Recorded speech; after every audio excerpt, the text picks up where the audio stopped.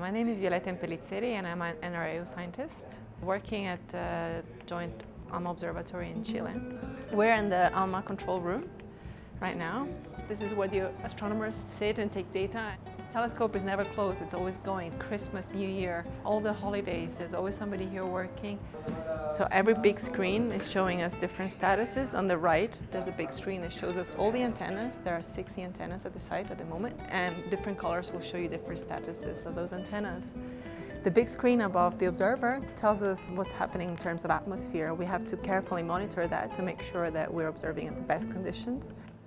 In radio astronomy, you can observe during the day. In other observatories, optical observatories, they'll only be observing when it's dark.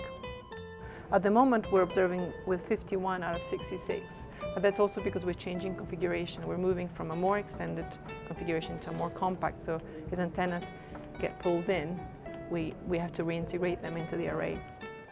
We started observing about an hour ago, so we did early diagnostics. We start with checking that the antennas are doing well, which tells us at what band we can observe, depending on the weather.